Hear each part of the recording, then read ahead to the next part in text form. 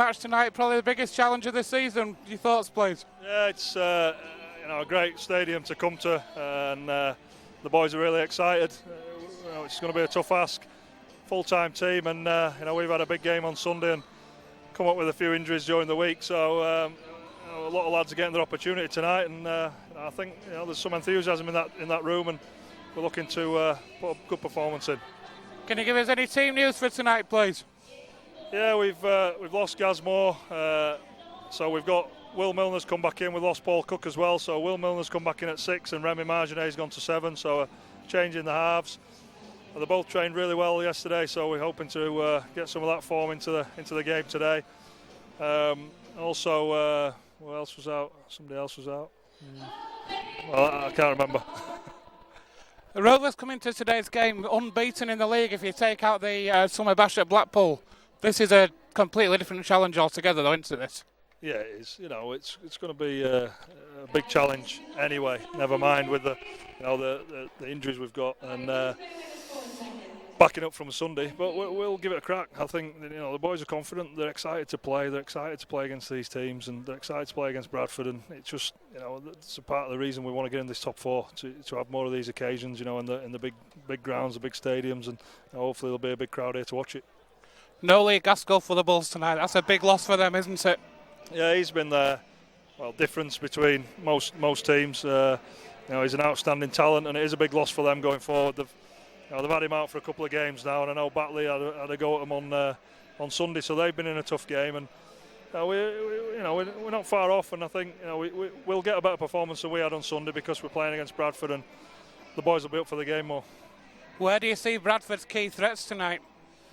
They've got a decent side. I think the forward pack, the hooker's very good. He's very clever, plays a full 80 and does a real good job around there.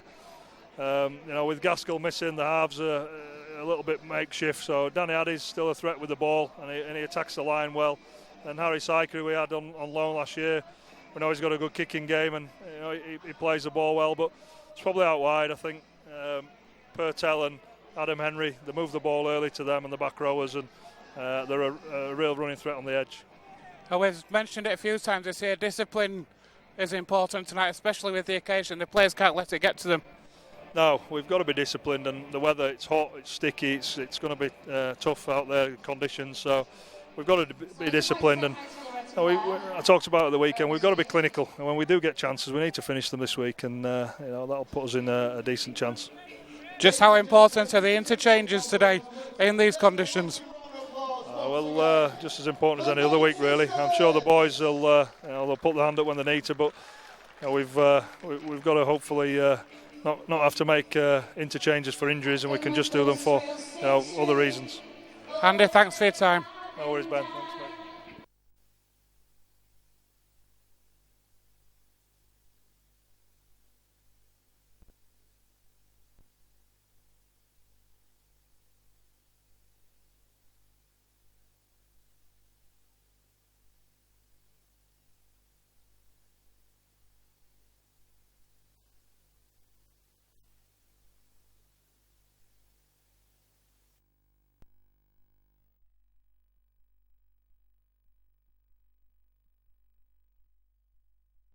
All right, on the mic.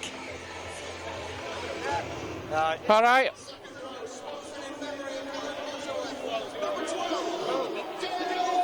Interesting to hear the thoughts of Andy Hay, the head of tonight's match.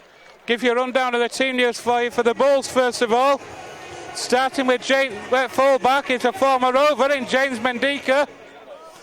The three quarters are Danny Williams, Adrian Purtell, Adam Henry and Ryan Shaw. And the half-backs, no Lou Gaskell today, so it's Harry Seeker and Danny Addy. In the front row for the Bulls are Paul Clough, Adam O'Brien and Adam Sidlow. In the second row for the Bulls is Tom Albison and Dale Ferguson. And the loose forward is Jay Pitts. On the bench for the Bulls is Steve Crossley, another former Rover, Dan Fleming, Chev Walker and Matty Blythe. The rundown of the Rovers team for you this afternoon. At full back is number 1 Ian Hardman. Coming in for Will Sharp is number 5, Ben Blackmore. The centres are number 6, Paul Sykes, and number 4, Thomas Minns. And the other winger is number 21, Jai Hitchcocks. The half-backs for Rovers, number 28 is Will Milner, and number 31 is Remy Marginet.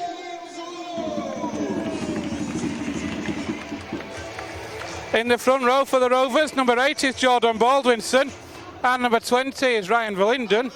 And in between those two is hooker is number 9, Andy Ellis. The second row for Rovers, is number 18, Jamie Cording, and number 12, Rennie Matua.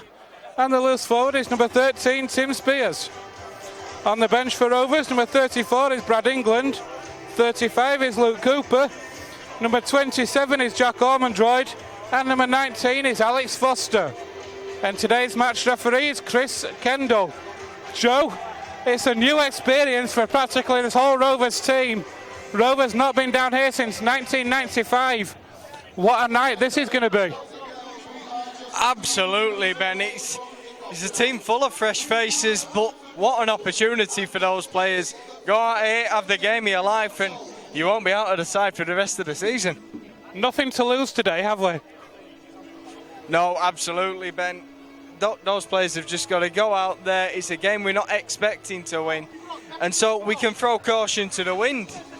We know we've got players with plenty of ability. Can they pull something special off tonight? It'll be a big ask with experienced players missing, but as underdogs, it's always a position that we favour at Featherstone.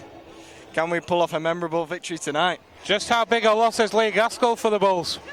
An absolutely huge loss. He tore us apart back at the Big Fellas Stadium. He's done that on numerous occasions this season for Bradford. And so he's the instrumental cog in this Bradford side. They've been struggling on a couple of occasions without him. It's time someone turned him over. Harry Seeker coming in. He obviously was at Rovers last year. He's got big boots to fill, hasn't he? Absolutely. He's a player who he was a very talented junior. People were expecting big things of him. Through injury, through perhaps some poor decisions, it's not come off for him. But he's definitely posed as a threat, and he's definitely a man Featherstone will have to watch. And on the flip side, a complete change in the house for Rovers. No Gareth Moore, out with concussion. And after a very impressive first half at Hunslet, no Paul Cook. No, when I saw that tweet from Moore this morning, I was dreading coming here tonight, Ben, because Gareth Moore, he's so crucial to everything Featherstone do. The difference between when he's in the side and when he isn't is just so vast. And again, Paul Cook in the side, he was crucial to that performance last week. Yeah, there was a little bit of a lapse from him in defence, but we saw the ability he has, and against the team without Gaskell, I thought he could have been huge in pulling off a shock victory tonight. As it is, it's going to have to be a massive display, a career-defining display from Will Milner or Remy Marginet. Yet to truly hit the heights at the Rovers, both of them have had their moments. Can they put it together as a partnership for a full 80 minutes? We'll wait and see. Do you think we could see Paul Sykes move into the centre if one of those is struggling? Move up from centre and sorry. into the halves. It's a possibility, but then you losing the threat of Paul Sykes out at centre. Also, we've given these players an opportunity. You've got to give them that chance. I think if we resort into something like that, the game's already likely gone. Whether he'll be able to take over some of the kicking duties, though, perhaps, because neither of those two players has a long kicking game, so to speak of, and pinning the Bulls back territorially could be massively important tonight. You don't want to be facing too much work, too much defending on your own line on the baking heat like tonight. It's an evening game. You expect it to be cool. You expect to get through the minutes easily. But Jordan Baldwinson on Twitter this morning wasn't up for the heat. Mind you, with the inexperienced forwards lineup we have tonight, could see him putting in another big stint. A couple of interesting stats for you, Joe. There's only 3 players in the Rovers squad this year who have no tries to the name. Jordan Baldwinson is one of them. Tim Spears hasn't scored this year, and neither has Paul Wood. You'd think with all the minutes that Jordan Baldwinson puts in, you'd have expected him to be over the try line before now. Perhaps, but he's not that kind of player, is he, Ben? And neither is Paul Wood, and yet you would say that they're two of the best props in the division. So that's definitely not what you're looking for. It's the attritional nature of these players. On a night like tonight, I'd rather have both of them out there, to be honest, because Bradford are a very talented side, Ben, but the only way we could come over them tonight is if we get stuck into them in that opening 10 minutes. Ground's going to be hard out there tonight. Bang them down into it early doors. Make them not want to run it at you next time. Another interesting stat for you. Rovers. Full of them tonight, aren't you? Statman Mark's come through. Good for Mr. Nice, I'll tell you now. Rovers, if you take out the Challenge Cup loss and the Summer Bash, are unbeaten away from home this year. That includes victories at Halifax and London. Amongst others, we've got Doncaster, Batley, Dewsbury, Halifax, London, Whitehaven, Workington and Hunslet. So two big names in there that we've come away to, expecting to have tough challenges, and we've come through. Can we do it again tonight? The away form, perhaps the pressure is off, and it does help us thrive a little more. I think a huge part of that is the fact that we've still got Bradford, Lee and Sheffield to play away from home.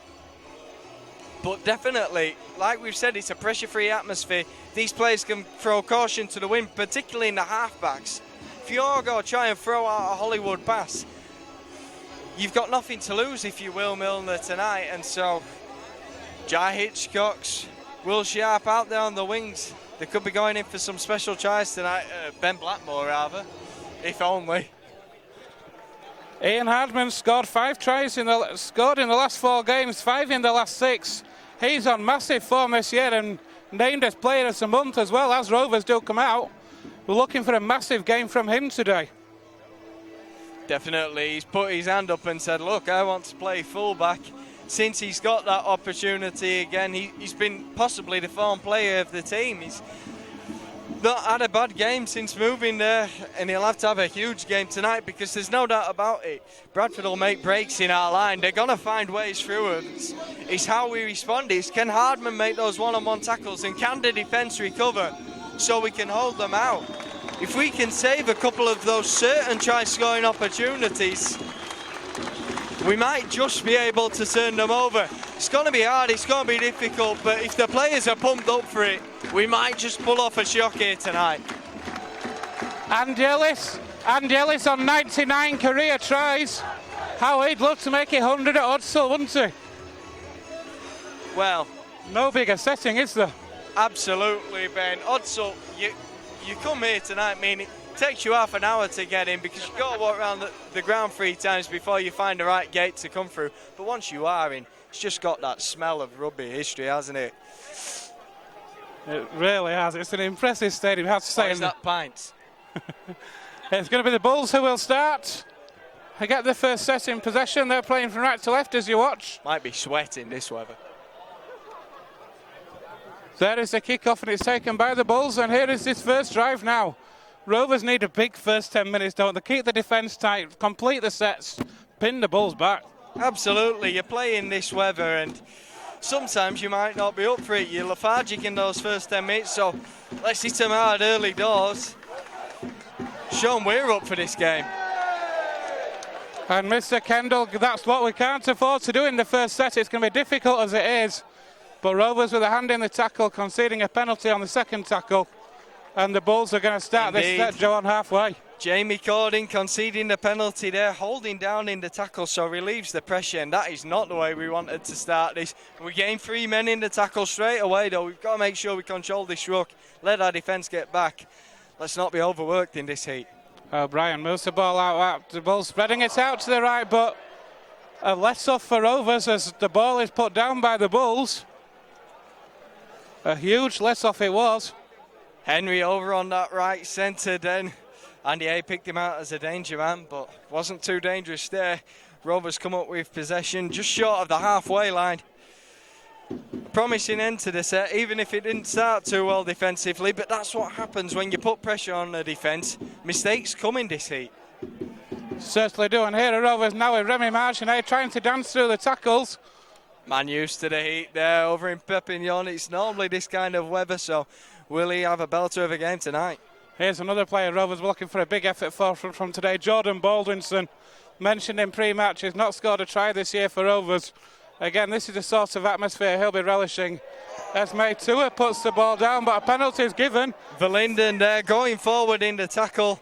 It comes out, but the referee rules it's been ripped, so it's going to be a penalty, and we're going to have pressure deep in Bradford territory here. First chance of points for Rovers then. They're going to start on the 20. Of course, the famous Oddfull pitch where the corner's slow put. It's almost like a bowl in a way if you look at the way you look at the pitch. Here are Rovers, 15 metres out. Andy Ellis scoots from that's in half. He'll find Marginet. Marginet out the back to Ian Hardman. Hardman, as I said, 5 tries in the last 6 games in blinding form at the moment. 8 metres short of that Bulls line.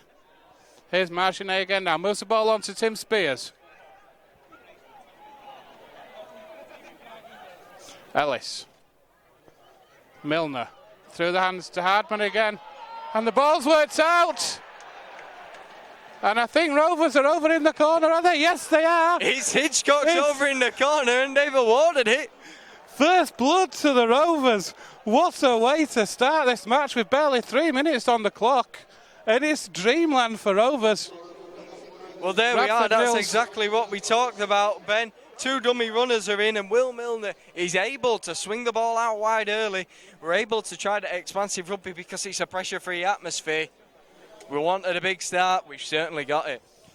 We have indeed. Jai Hitchcock's over in the corner. A perfect start for Rovers. It's Bradford Bulls 0, Featherstone Rovers 4. It's going to be Paul Sykes with the kicking boot. 7 from 8 last week at Hunslet.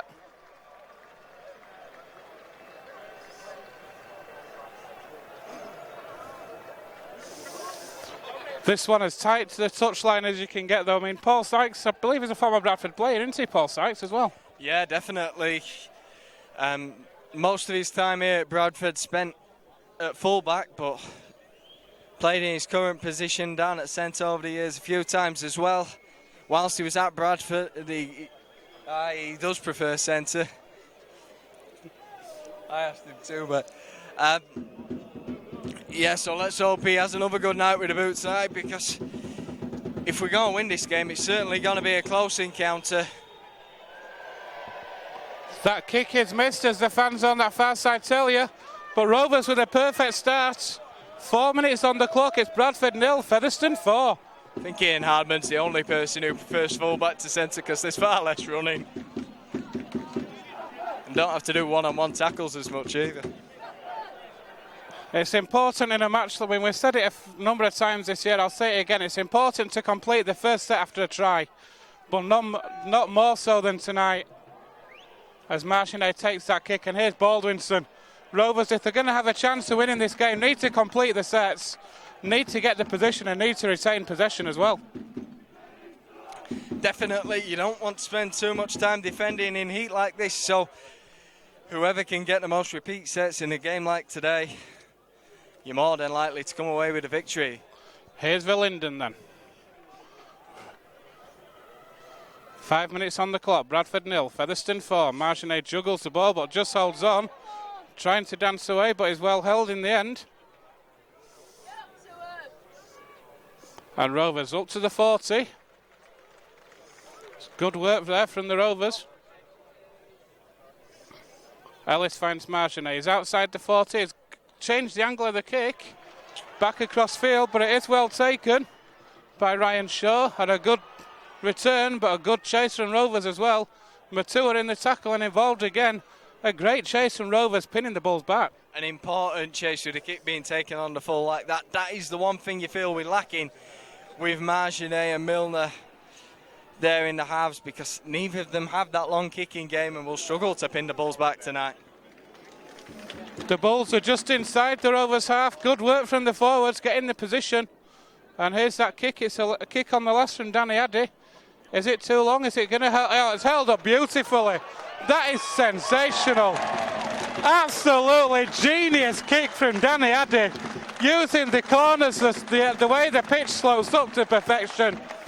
And the Bulls forcing a repeat step. You've got to pay credit to Bradford there. The kick was perfectly weighted, uses that slope in the corner beautifully. And Hitchcock didn't know what to do about that. He was leaving it, and then he decides to come and take it. Hasn't got enough time to turn. And he's absolutely clattered by the chasing defenders. Looks to be struggling with an injury, in fact, over in that corner. Got to hope he's fit to continue. No, the signal is it's an interchange. That will be an awful loss. What's the options on the bench for a winger? Brad England, Luke Cooper, Ormond Droyd and Foster. I've not really got much on the bench in terms of supporting the three quarters. Your money would be on Foster coming in on and Cording going out to centre perhaps. Then Mins taking the slot on the wing. Hitchcock's is continuing for now. Good on the lad. We need his kind of running game when the ground's hard like this. O'Brien moves that ball out wide. And that's another good drive from the Bulls. Bit of rough and tumble in the tackle from Rennie there. So Bradford over on that far side, looking towards possession, but pushed back well from Rovers. They're on the 20 though, the Bulls. O'Brien moves that ball inside, it goes through the hands. Working the ball across the field, the Bulls. This is where they're so dangerous. What a tackle by Paul Sykes. That was on Adam Purtell. And here's Dale Ferguson now. The Bulls 5 metres away. There's a kick. It's going to be too deep. It's taken by Hardman. Rovers, that's taken by Hardman in the in-goal area, so it's going to be a restart on the 20. And Rovers can take confidence from that, Joe. Let's hope they don't take that much confidence, though. Will Milner was not ready for that pass, but Mintz has broken down the left side. He's got it away to Hitchcock. Hitchcock's either way. Him down the line. He's put that down for a try, and that was beautiful, Ben. Oh, from the 20-metre restart, Rovers break away down the left. The ball's worked out through the hands to Milner. Milner had support from Hitchcock over on that left-hand edge. A great break down the middle. And with barely 8 minutes on the clock, Rovers have got a 2-score lead. Bradford 0, Featherstone Rovers 8. Well, you could have criticised Ian Hardman there for trying to be expansive immediately from the 20 tap. But like we've said, we're going to have to throw caution to the wind if we want to overcome an opponent of Bradford's calibre. When we're facing them at Odsall, we take it wide left early in the tackle count. On the first play, in fact, and Hitchcock, he has pace to burn, doesn't he? He was absolutely rocketing away, despite being ball in hand. Manages to bring it infield, and Paul Sykes here with what should hopefully be a formality of a conversion. We have a 2-score lead, Ben, and we didn't expect that early on. It'll be murder to cling on to, though. It certainly will, with barely 8.5 minutes on the clock. Rovers are in dreamland at the minute. As Paul Sykes lines this conversion up, it's maybe a 2 or 3 metres to the left of the upright, but this should be a formality for a kicker of Paul Sykes' quality. Kicked him from all over the field last week. Based on last week, yes. Based on the week before, perhaps not.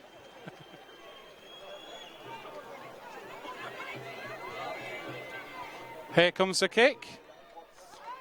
That one is successful, straight between the H, so Rovers hit double figures. Featherstone, Bradford Bulls 0, Featherstone Rovers 10. We said, Ben, if we stand any chance in today's game, it's going to take a huge opening 10 minutes. And the lads have certainly given us that. They certainly have given us that brilliant first 10 minutes.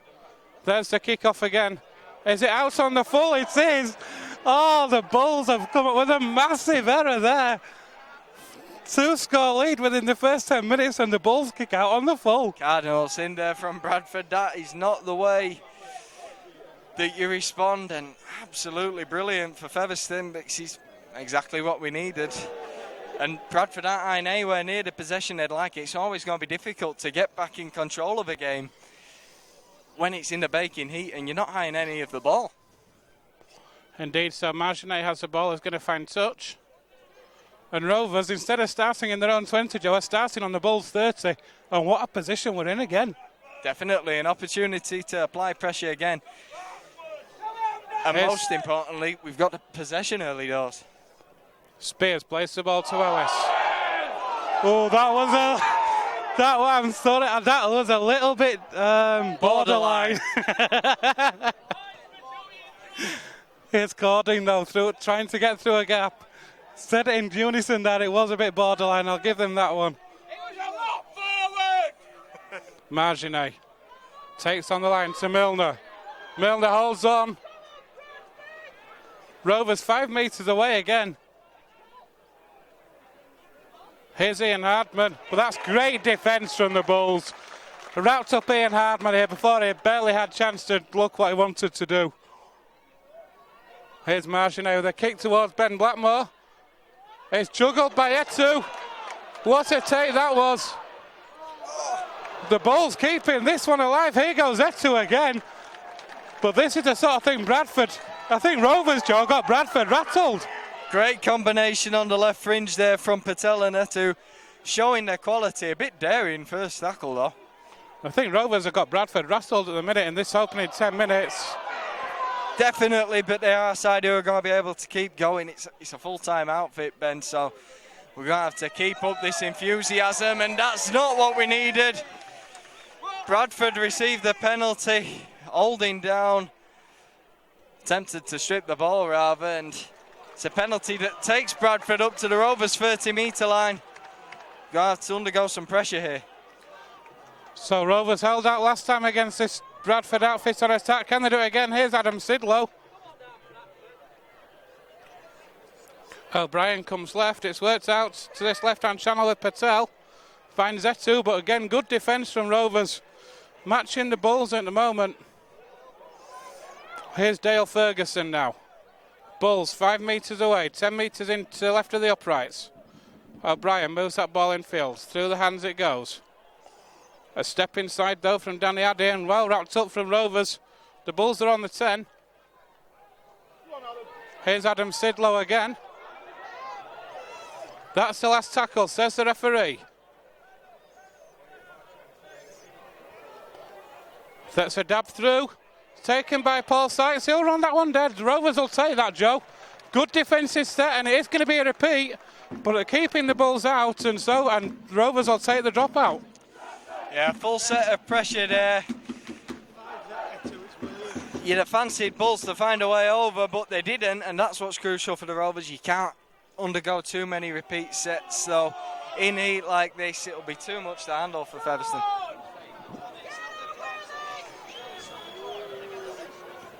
So Paul Sykes said he's going to take this dropout. Oh, Adam Sidlow unable to trap the ball, so Rovers with a bonus of an extra 20 metres, and instead of the Bulls starting on maybe on the Rovers 40, they're starting just short of their own of halfway. Yeah, not sure what's going through Sidlow's head there. They tell him to use their feet, but ball just went under him. He redeemed himself though because he ran it back in hard and he made up the ground. Here are the Bulls then. It's Mendika. How Idlover tried today. A few groans from around us at that pass. Syker drops that pass off to Dale Ferguson. He's getting through some big minutes at the minute. Here's the last tackle though. The Bulls maybe 15 metres out. It's a kick through. Rovers, oh!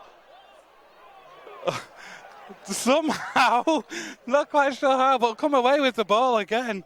And Rovers so far, Joe, it has to be said, defending superbly. Defending superbly, and we avoid the repeat set. That possession's going to be huge today, and thankfully we've come away with it. We're making good yardage down the middle too. Can we get a successful kick away on the last? We can't get to the last as Remy knocks on it to play the ball. That is not what we needed, Ben.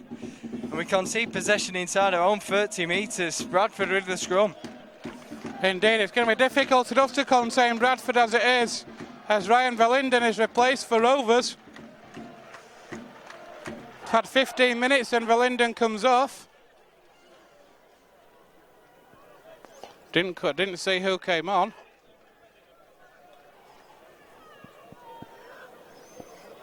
But here are the Bulls again.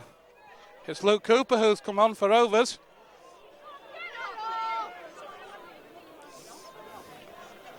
Through the hands it goes.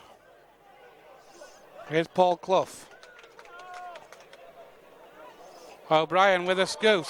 Takes on the line himself. The ball's put to ground. What's the referee saying? It's gone backwards. And there's a penalty as well. So the ball goes backwards, then a hand in the tackle. Rovers are certainly giving themselves work to do, Joe, but so far they've been up to it. It's a great attempt from Sidlow, and he's held up. It's well done by the lads to roll him over, but some of them weren't alert to that. Sidlow nearly took advantage of us there. The Bulls anxious to get on with it. And there's Tom Albison. O'Brien moves the ball out to the right-hand side. Here are the Bulls again. And they're over this time. It's James Mendika. He'll enjoy that one. It was worked to the right from the penalty conceded by Rovers. The ball worked to the right-hand side into the hands of Mendika. And Mendika able to spin out the tackle, get that ball down. And the Bulls hit back. Bradford Bulls 4, Featherstone Rovers 10. Well, Ben, you simply can't expect to sustain your defence when you're taking on that many successive sets on your own line.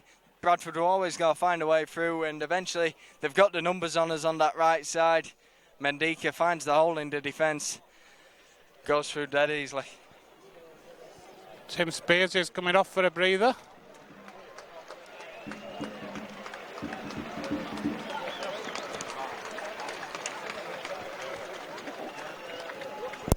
And it's going to be Alex Foster who comes on.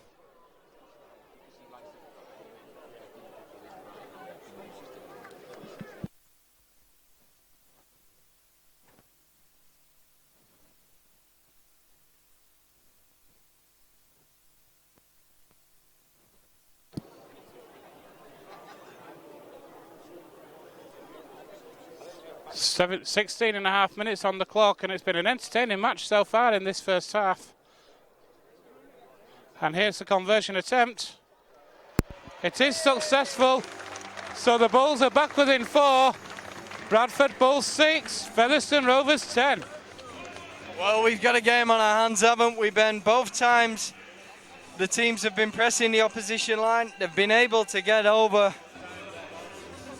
Featherstone with that breakaway try being the difference between the sides. We're now going to have to show some character to get back in control of this game.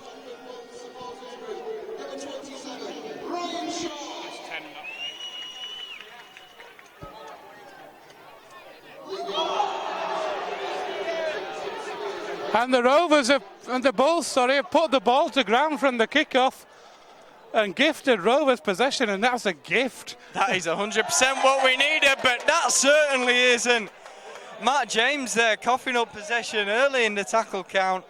Alex Foster. We are miles away. Let's go with that. So Rovers bomb a great opportunity there. The Bulls unable to take the kickoff, and then Alex Foster putting the ball down.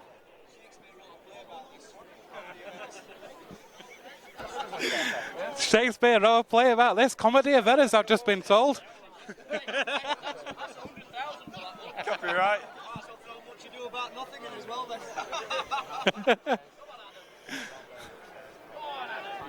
This is great banter with the Bulls fans as this match is going on. It's a great atmosphere, isn't it, Joe? Such an occasion to be back here again for the Rovers. Definitely. Not much of a better way to spend your Wednesday night, and Bradford are certainly giving them something to shout out about now after a shaky start. Getting plenty of men in the tackle there. It's getting a little feisty on the field. Here are the Bulls then down this left-hand channel. Adam O'Brien waits for that play of the ball. The Bulls are up to the 40. Here's the last tackle, so good defensive set from Rovers. It's going to be a kick from Addy. It's central though, so well taken by Hitchcox. Hitchcox will return that ball well. A good set for the Bulls and a good take from Hitchcock, and now Rovers starting just short of the 30. Definitely important. Jai took that on the full there, so he was able to run it back, but Bradford up in a line, so he couldn't make much ground. Previously, when they've come at him in ones and twos, he's been able to fend them off, and he makes a good 20 metres off the return normally. Not the case on that occasion. Here's Luke Cooper, gets the Rovers over halfway.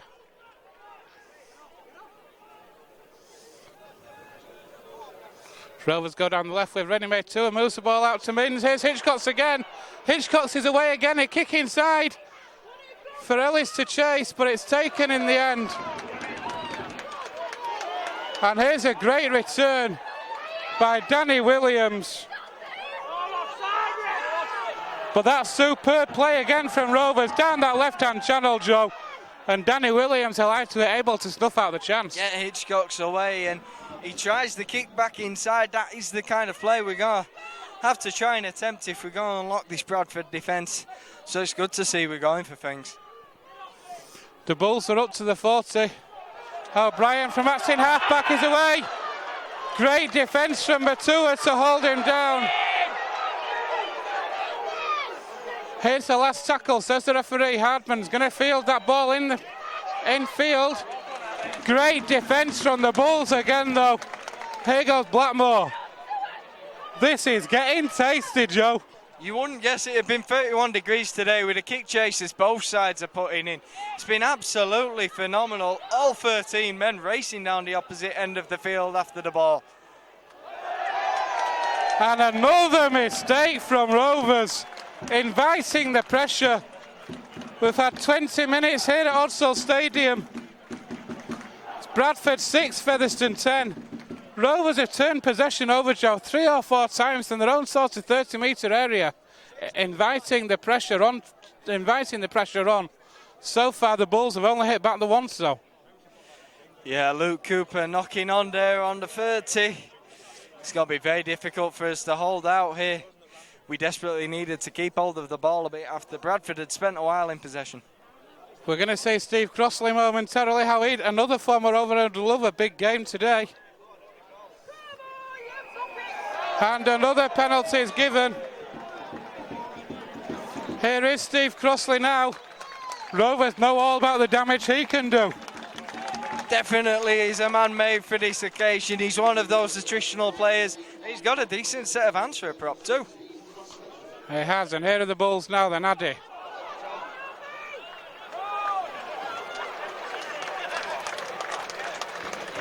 It's Tom Albison over on that far side. Here is Crossley. How he'd love a try. We've already had one former Rover score against us. How Crossley'd love a try as well. O'Brien shows that tries to go. Rovers alert. Good to see after the problems we had on Sunday from Atsin half. Rovers alert on that occasion. Addy out the back door to Patel. But Rovers alive to that. And here's Danny Williams. Waits at Atsin half back. And there's the crossfield kick from Harry Syker. It's not taken. What's the referee going to give here? A comedy of errors yet again, but it's on the last tackle, says the referee. It's a turnover. And again, Rovers' defence is superb, Joe. This bloke in front of us is coining it in now, Ben.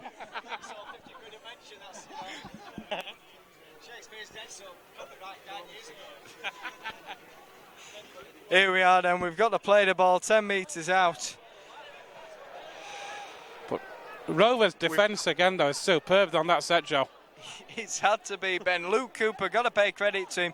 He's made a mistake, the young lad, but he's more than redeemed himself, working hard in that defensive set to get in the tackle, force them back. We're making sure we've got plenty of men in every time so the defence can recover. We're going to see Jack Ormonroyd now, and Jordan Baldenson takes a well-earned breather. He's had a great stint for Rovers in this opening 25. Great leg drive there from Jai Hitchcock's coming in and acting half. Important that the wingers take work off the forwards tonight, but applying more pressure to ourselves there. Remy Marginet kicks out on the full. We're going to struggle with our kicking game tonight, Ben. Said it already, Milner and Marginet not so experienced with that long game with the boot. Perhaps you give some of that responsibility over to Paul Sykes.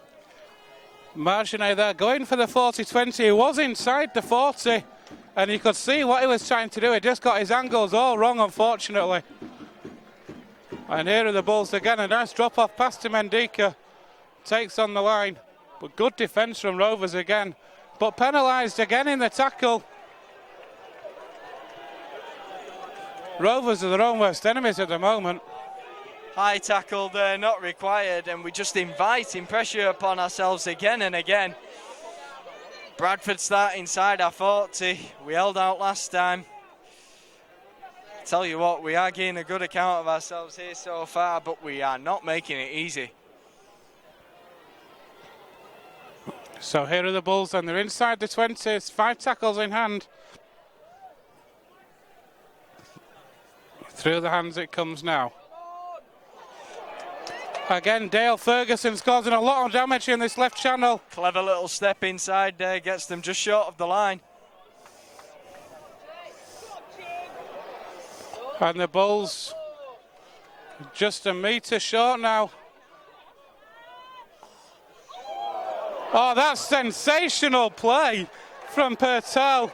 But a forward pass is given, or a knock-on is given. So Rovers once again, Joe, after gifting possession to the Bulls and inviting the pressure on, survive. Yeah, Bradford thinking they're the Harlem Globetrotters there for a minute as they bring it down this left side. Nice bit of play, but it doesn't quite come off. It's ruled forward. Scrum deep in our own territory, though. It's going to be difficult to break out. It's important we keep hold of the ball, most importantly. Get to that final tackle. Put a good kick away. I heard Steve-O say this. This isn't just my thing that I've said before, Joe. I have heard Steve-O say it. It's about the fullback not being back at the scrum. Ben, we've not had possession for 5 minutes. We are not kicking it on the first tackle. Here's Jack Ormondroyd. That's a great drive from Ormondroyd. Takes 3 men in the tackle to put him down. Here's Luke Cooper. Again, a borderline pass. Maybe not as borderline as the first one. Ellis spreads it out wide to Will Milner. Matua inside to Ian Hardman. Great idea, but O'Brien's wise to it. Nice inside ball then from Matua. Marginet puts that ball in the air. How's Williams under this? What a great take that was from Danny Williams. Eye on the ball, took it superbly in the face of Blackmore and Cording. Fantastic take under pressure. Great chase yet again. Both sides of the chase tonight looking enthusiastic. The Bulls have put it down. We're bringing it down the left side. It's Milner. Hitchcox is over again. Finish in the corner from Hitchcox. Unbelievable scenes here. Hitchcox has got a hat-trick at Odsal within half an hour. That is absolutely sensational. A mistake once again from the Bulls. Putting the ball down. Rovers pick up the ball. Work the ball out to that left-hand side, and Hitchcock's on that wing. Inside 28 minutes has got a hat-trick. Rovers stretch out further. Bradford 6, Featherstone 14. Well then, it took Jai a while to get going, but since then he's been putting in the tries every week, and since Sharp is not playing, he's taken over responsibilities of being our miracle finisher. That was some finish there in the corner. It looked impossible. It looked like he was going to be closed out every day of the week. Managed to score it though, and how crucial will that be come the end of the game? It certainly will. But Paul Sykes has got 1 from 3 so far, or 1 from 2 so far, should I say. The last attempt he had from here was missed. To Hitchcock's first try. Was that a rangefinder for this conversion now?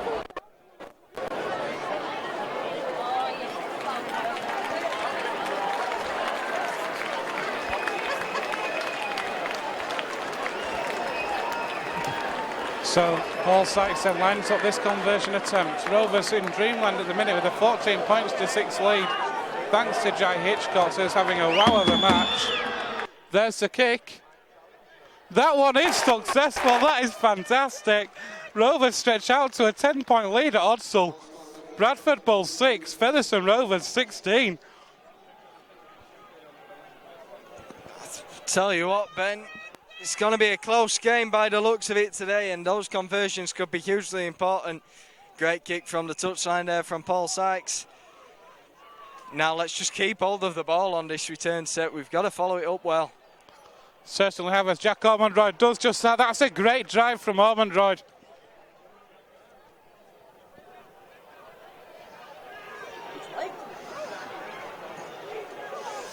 And here are Rovers now then, just short of the 40.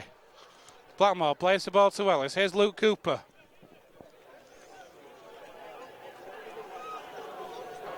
Blackmore just taking instructions from the touchline as Cooper plays that ball. Here's Milner now with a great pass to Matua. Matua through a gap. He's got support inside and out. Matua backs himself. Ready Matua! Oh, what? Absolutely sensational from Rennie Matua. Took the ball from Will Milner's pass. Paced away, broke the tackle. Had the pace to outstrip the Bulls defence, Joe. Over in the corner. Bradford 6, Featherstone Rovers 20. Well, neither of the first choice halfbacks were available, Ben. But the two on show tonight are stepping up to the plate. Will Milner there, great bit of creative guile. Puts Rennie Matua through, and that run had everything, didn't it? It had pace, it had power, great strength he shows, and he might just to finish it down there in the corner. It's going to be another challenging one there for Sykes, but that is the way that you follow up a try. 2 tries in 2 minutes for Rovers with 10 minutes left to half time. That is dreamland stuff for Rovers. Rennie Matua over, I think it was maybe the third play from the kickoff. Rovers worked the ball up superbly. A drop-off pass from Will Milner to Matua. And to show the pace and determination, he wasn't going to get caught, was he? No way he was being caught, Ben. You saw him look back with those eyes. Blimey, you wouldn't want to be the man chasing down Rennie Matua when he was in a mood. He wanted that try. And he certainly went and got it. This has all been about the way we started in the opening 10 minutes. We showed we were up for today's game and we gave ourselves some belief. We've now gone about it and looks like we've given ourselves more than a chance in this game. Important we take advantage of it while the going's good though, because Bradford are going to come back at us in another successful conversion from Paul Sykes. Stretches that lead out even further. And with 10 minutes left to half time, check this folks, who'd have thought this one at 8 o'clock today? Bradford Bulls 6, Featherstone Rovers 22, and a double change for the Bulls sees Matty Blythe and Dan Fleming both coming on. James Lowe's ringing the changes. But Rovers so far, they're just, everything about this first half has been almost Andy Hayes. If he could have written a script, he'd have written just this, wouldn't he?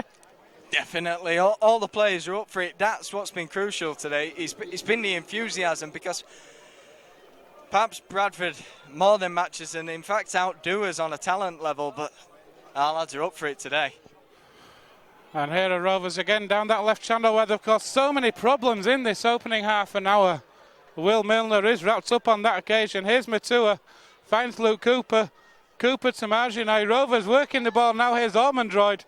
Rovers playing with real confidence about them, aren't they, at the minute? Definitely, we've got our tails up. And by the way, Ormondroyd, since he's gone on, he's up for it. He wants every drive, doesn't he? And that's a great kick chase again, but it's offside, explaining why they were rather up on him.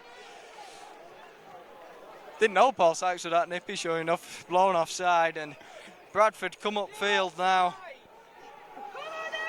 The Bulls are in a hurry. They really do need a score before half-time to the Bulls, don't they? To stand, to just give them a bit of belief and confidence to go in at half-time. The score, the way it is scored, give them perhaps a little momentum going into half-time, but it's going to be a tough ask to keep hold of this lead in the baking sun against the full-time outfit. However, the score ends at the end of half-time. For an evening game. The evening sun. And the ball's come loose, but the touch judge is on. I think this may well be possession still to the Bulls. We don't in Feb either. In the evening sun, how's that? We do baking snow. Baking snow, apparently. Great to see the Bulls fans in such fine spirits as well, isn't it, in the face of what's going on at the minute, Joe? I was expecting a Shakespeare in the Park reference. Here are the Bulls now. A penalty's gone their way from that play. Cooper involved in the tackle is getting through a massive amount of work, and here goes O'Brien. An early kick. Ian Hardman's there. His tackle's been goal, but Ian Hardman's so alive to that, Joe.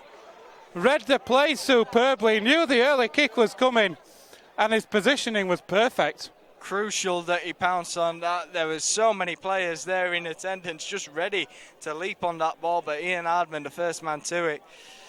There's a dropout forced against us, and we all come under more pressure. I suspect Sidlow might get his foot to this one.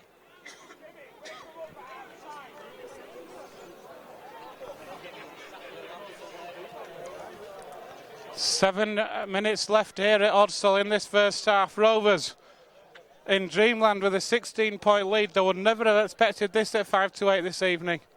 But Rovers so far have been absolutely superb in this opening half.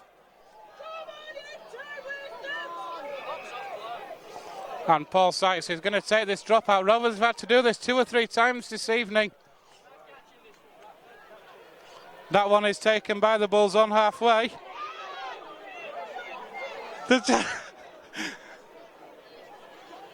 I'm not quite sure what happened there. But here goes Steve Crossley. It overran it was the issue, Ben. So had he given the pass, it would have been ruled forward. Instead, he holds it off. The player's able to hold his run. Bradford now just 10 short of the Rovers line. Steve Crossley's picked up a knock. But here are the Bulls. And that, I'm sorry to say, is the story of the first half for the Bulls, really, isn't it? Working a superb position down this left-hand channel. All it needed was a pass from Pertel to hit the hands of Mendika, to hit the hands of Danny Williams, and he had a walk in. But that pass finding touch. Yeah, Bradford looked almost certain in at the corner there, but goes out to touch the pass from Mendika, and we escaped there. Rovers are going to be bringing on Brad England momentarily, and it's Luke Cooper who's come off. Here goes Blackmore now. A great stint from Luke Cooper, Joe. He's been superb, hasn't he? Who else has been on? Definitely. He's made a couple of mistakes, but he's always been up for it then in defence. Oh, and that's you've got to look if you're giving away the offload, Jai. O'Brien's alert to it. He comes away with it, and Bradford now pressing on our 30 once again. How many times have Rovers made a mistake or turned over possession in the 30? But defensively has been absolutely superb. And Jack Ormondroyd there, I don't know if you noticed, stopped the offload. The offload was on, but Ormondroyd came round and covered the offload brilliantly then, Joe. Absolutely, we're working hard, but we are trading on enthusiasm here because we're making mistakes. Bradford equally making mistakes, so a knock on there in our 20, so we've escaped yet again and we've come away with the ball.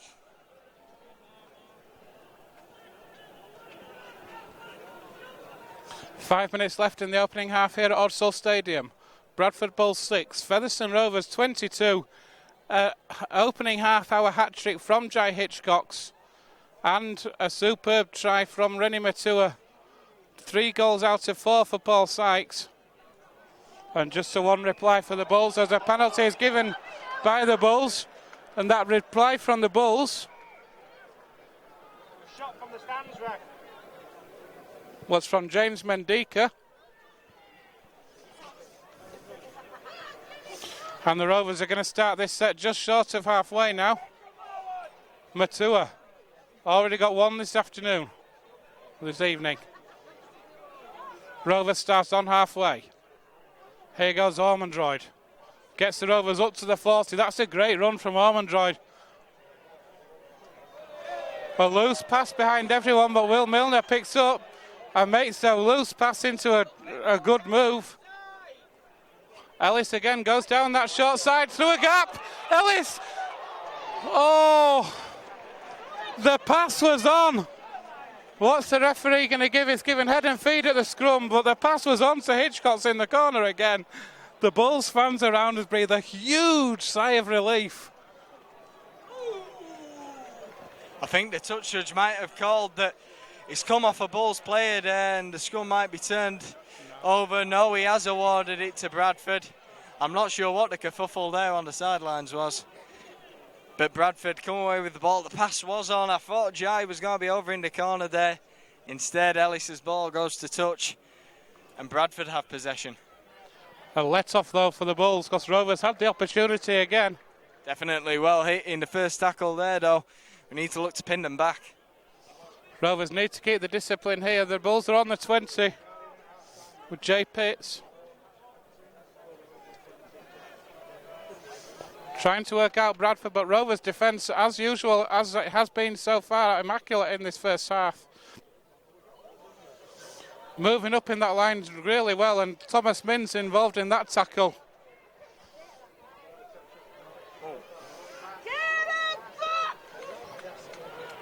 Here's the last tackle, says the referee. And there's a kick out on the full, but a penalty has been given for the tackle after the ball had gone. So the Bulls will be mighty relieved at that one, I fancy, Joe, because that ball found out on the full. Definitely, it looked like the pressure was telling on kickers of both sides, but a tackle after the ball gives Bradford one last opportunity before half-time. That is not what Featherstone needed. You've done the hard work, keeping them within their own half for that full set. You don't want to get a late tackle on the kick. And here goes. Fantastic tackle there, Marginet on the floor. Stops Ferguson going through. So here are the Bulls again. It's through a gap. Oh, that's a great last gasp tackle on Danny Addy. O'Brien. Through the hands it goes. And once again, the defence from Rovers, Joe, is absolutely superb. Bradford, I'm sorry to say, look very out of sorts to me. The ball worked out to the left. The fans around us wanted it to go right. It came out to the left. Crowded out superbly by great Rovers defence again. Great work in defence. We're tracking across to both sides. We're covering all the gaps well. But a bit of a head's gone, send it left side there. They had numbers on the right.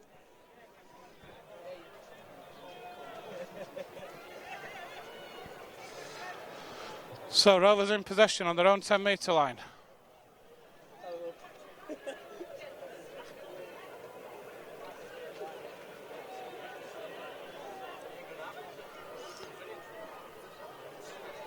Just going through the motions now, Rovers. Don't need to do anything silly here, do we, Joe? Just keep possession, get the kick away and pin the Bulls back again. Definitely not, but we've been saying that for 10 minutes. It's not worked yet. Marginet from outside half hour. They drop off past the Cording, looks for support, can't find it. So plays that ball. Marginet again with a kick for the corner. Oh, that is absolutely perfection from Marginet. In the last minute, on the last tackle. You couldn't ask for a better play, could you? Well, if you grubber it, it can't go out on the full bench, so thank goodness. Bit worried there, Marginet, trying to be clever, picking it up from the work and trying to kick from that position. It could well have gone wrong, but yeah, minute left on the clock, that's exactly the right thing to do. We've got Bradford down the right end of the field from our point of view. Not much they can do with this. So here are the Bulls then looking to try and do something, maybe long range something. They need something just to lift the spirits at half time. But Rovers have been immense this first half. O'Brien moves that ball out to the left-hand channel. The Bulls attacking down the left again. Maybe they've identified a weakness in this left channel, I don't know. There's the hooter, it's the last play. Penalty is given for another tackle off the ball. What's the call? What's the instruction? What are the Bulls going to do here? They are going to take the 2 points that are on offer. Tackle off the ball again, Joe. That slack on the last, it's not what we needed. It's going to be a difficult kick, but yeah, it's pretty still. You'd expect him to make it, but it's all the way back here. It's going to have the legs on it. Ryan Shaw's already kicked one this afternoon. A first half hat-trick from Jai Hitchcock has really given Rovers the impotence in this match. The 27-minute hat-trick from Rovers from Jai Hitchcock. Three more or less identical tries in the corner as well, weren't they, Joe? All of them spectacular finishes. The one from his breakaway was phenomenal, and then the one where he's just managed to get it down in the corner with so many Bradford players in attendance. I was sure he was going to be crowded out, but yeah, fantastic play, and he's rivaling Sharpie with those finishes in the corner. Will Sharp obviously missing today. And here comes Ryan Shaw's kick. He's got the legs, has he got the direction? No, he's put it to the left of the uprights. So a first half hat-trick from Hitchcock inside 20 minutes, then Rennie Matua with a break as well. The Bulls hit back through James Mendika, converted by Ryan Shaw. Joe, an almost perfect first half from a Rovers point of view. Absolutely. Featherstone players there will be thinking they're dreaming. You saw the team news tonight, and it was going to be so much of a difficult task, but what's been key tonight, we've made a couple of mistakes. We were always going to, perhaps they have the skill level over us, but the enthusiasm, we've by far outmatched them. There's been a couple of Bradford players who haven't been up for it tonight. Every single one of those players in a Featherstone shirt has been 100% up for tonight's game, and we've given it to them from the off. Defensively in this first half, Rovers have been absolutely outstanding, man for man, covering each other. When the breaks have been made, which the Bulls have made the breaks, covering each other as well, has been fighting for each other. It's been superb, hasn't it? They've had to be that, but that sliding defence has been there to save our bacon on numerous occasions in this first half. Will we be able to keep going with that in the second half? Bradford, full-time outfit. We're not. We're going to have to find that bit of something extra in the second half if we're going to protect our lead. So, half-time here at Odsall. Who would have thought this at 5-8? It's Bradford Bulls 6, Featherstone Rovers 22. Welcome back to the second half here at Odsall, where Rovers are in dreamland at half-time. A 16-point lead. It's the Bulls 6, the Rovers 22. Joe, if you're Andy Hay in there, what have you been saying? Blimey, lads, you've just got to keep this up. The enthusiasm's unbelievable. And as for the goal line defence, we do look like a completely different team to the one that went to the South Leeds Stadium last week to play Unstraight. You can bet a pretty penny that they've been working on that this week. And from a Bradford point of view? From a Bradford point of view, I mean, they're the full-time side. They're the side sitting top of the table, and they're the side that should be in front today, but they're not. And they're going to have to pull something out of the bag in the second half. Got the players to do it, though, so we do need to be wary. The other thing for Rovers is, yes, the goal line defence has been outstanding, Joe, but it's been outstanding because of mistakes that we've been making. We've got to cut those out in this second half, haven't we? Definitely. That will be huge, because if we undergo the same amount of pressure and Bradford feel they have to be more expansive and throw caution to the wind a little more, when they're trailing, we could come unstuck, so we can't undergo as much pressure as we did in that first half. Otherwise, we'll make this hugely difficult for ourselves to hold on to that lead. Tim Spears is back out for the second half, so he's had his rest. Captain needs to get his troops revved up for this. Captain's Paul Sykes as well, isn't there? It's hard to get your side revved up from centre, though. Rovers are going to get first use of the ball in this second half, and I think the two key things are keep it tight this first 10 minutes, and if you can, get that first try and stretch that lead out further. If we can score first, it's going to put more doubt in the minds of the Bulls, isn't it? Definitely first try could be massive in terms of the momentum of this game, and on the scoreboard, of course. It's going to be very close. Andy Ellis has been superb in that first half, a 40-minute stint, and he's come back out again. Marshalling the troops from acting halfback. And here are Rovers now. Up to the 40. Ellis. Here's Ormondroyd.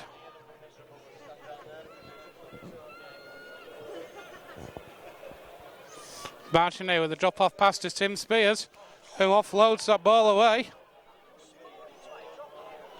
to Alex Foster. Oh, Martinet.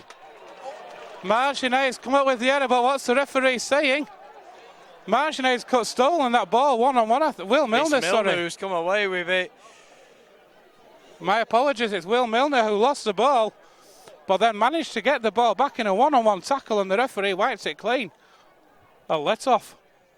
A huge let-off. The pass there behind him, but we've come away with it, and now we've got the tackle wipe. We've actually come out the better for it.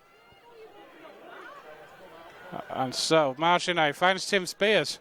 Rovers up, almost up to the 30.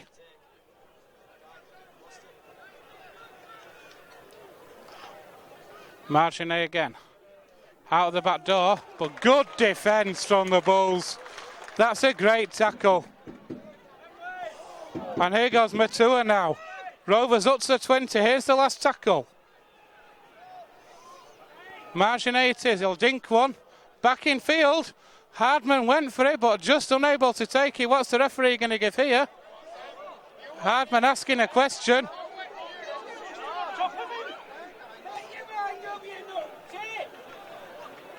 Referee's given a penalty for offside. He's given a penalty to the Bulls for offside. Not sure if his touch judge was perhaps telling him something there from the sideline because he was holding his ears, but certainly a bizarre scene. Even the Bulls are, even the fans around us looking perplexed. That's a great run though from the Bulls. 2 players in attacking halfback there. Adam O'Brien and also Matty Blythe was there as well. And here are the Bulls working out to that left-hand channel again, where almost all the tries have been scored out there. And there's a penalty. Rovers now on a team warning as well. It's early in the half for that to be happening. That'll give them a huge momentum shift to the Bulls.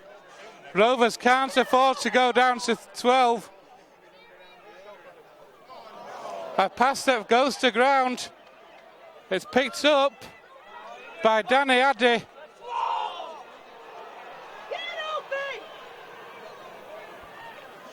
Here's Matty Blythe. Bulls 15 metres out. A pass to nobody. Has been picked up by Danny Williams. And Bradford have lost momentum massively there. Not sure what was going through their heads there. They had a great opportunity and now they're having to do the work all over again. Danny Addy, the Bulls 10 metres out on the last tackle. Trying to spin through the tackle, that's a poor option, Joe. On the last tackle, on the power play, with the way the Rovers defence has been in this match so far today, that's a poor last option. Definitely lack of creativity to find a way through, and it was hugely important they pinned us back there, but they didn't, as Hitchcock is able to get away around the back of the ruck, works us up to the 30. Hitchcock's again, absolutely outstanding break. Marginet. Here's Tim Spears now.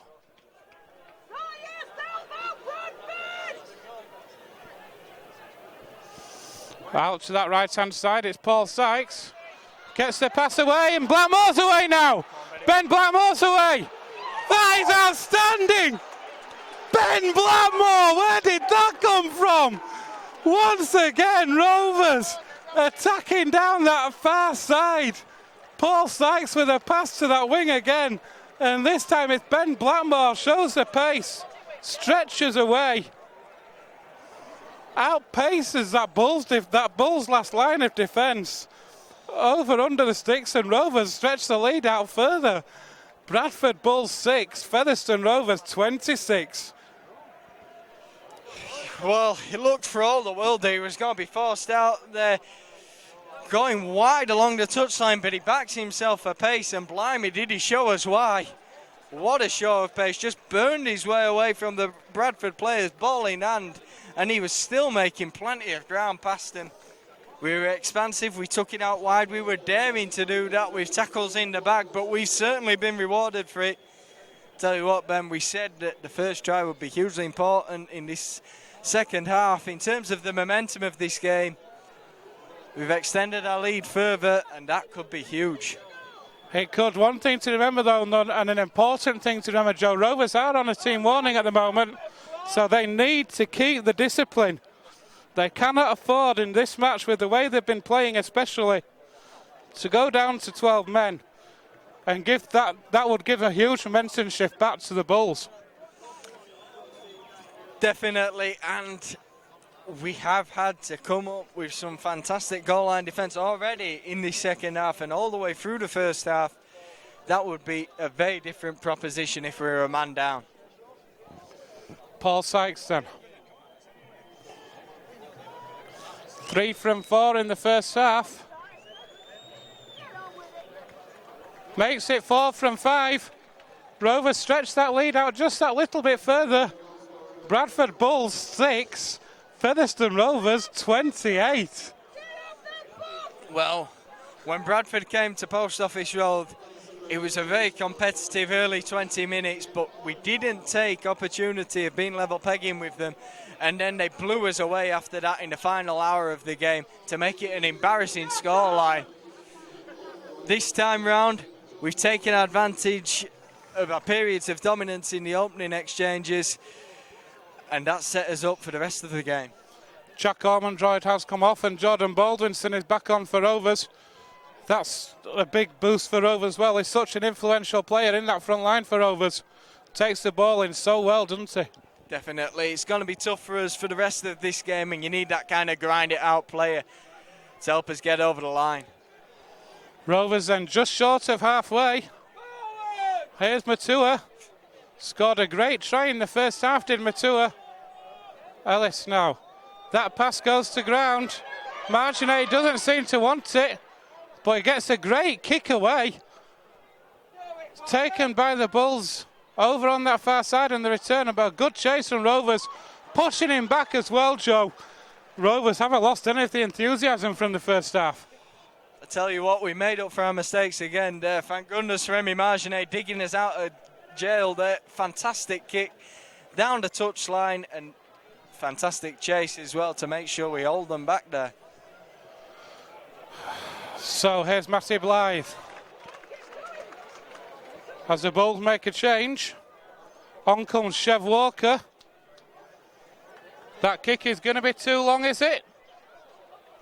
Yes, it is. Thought the curse of the corner might have us there, Ben. I'm surprised the Bulls chase didn't have more enthusiasm. If they could have forced Ian Hardman. Then if they'd have moved up quicker, Joe, they could have forced Hardman into playing at that. Definitely, but enthusiasm has been the key in this game, and the team who's shown more of it are the team in front, and that's precisely why. Jai Hitchcocks plays the ball to Ellis. Here goes Blackmore again, fresh from his try. Gets the offload away to Ellis. No, it's given as a knock on. So once again, Rovers turn possession over. Tim Spears, the captain, is going to ask the question. Rennie not chuffed there either. Thank goodness he's walked away from the ball. Could have got himself in trouble there. Tim Spears, though, as the captain, is well within his rights to ask the question of the referee as to why that was a knock on. Not going to change the decision of the referee, unfortunately.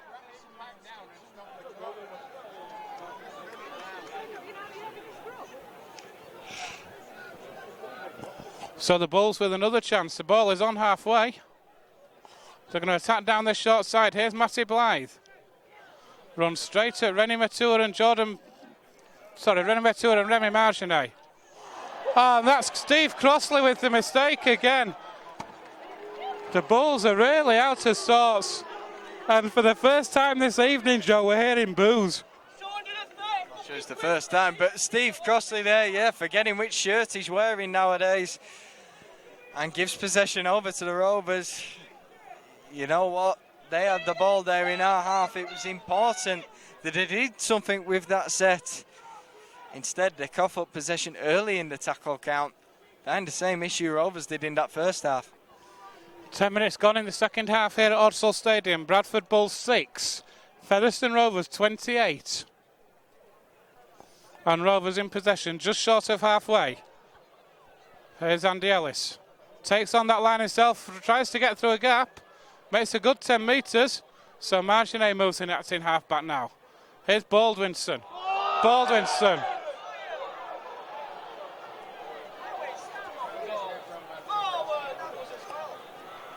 The Rovers in possession. It's Jamie Cording. That's outstanding from Cording. A superb run, and Rovers 11 metres out on the last tackle. What's the option? Will Milner kicks for the corner again. That's great defence from the Bulls. Great positioning from the Bulls. And they survived that one. Yeah, clever little kick from Milner. They do well to get themselves out.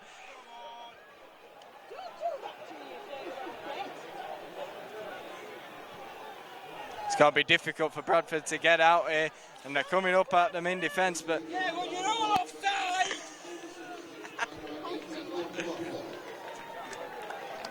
Crossley there keeping hold of the ball this time. It's under 20 metres. Run by his commentary! Here are the Bulls, so it's a break. What? It's an ankle tap. Hitchcock's could have been penalised there. And there's a kick, which Hardman takes. Fields. It was an ankle tap, I believe, that stopped the momentum.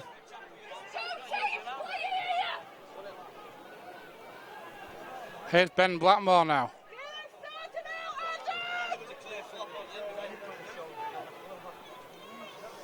Here are Rovers now through Ian Hardman. Bulls doing a good job of pinning Rovers back at the moment in this set. Rovers still within their own 20. Get out now through Tim Spears. That's the last tackle. That's a better set from the Bulls. Here's going to be a kick from Sykes. That's a great kick. That's what we said earlier on about Sykes coming in, taking over some of the kicking duties. He's by far got the best kicking game of all Rovers players, and a fantastic chase there. We've gone from well into our own half, and we've got Bradford on their 10. You have to credit the Bulls' great defence in that set, Joe, to pin the Rovers back.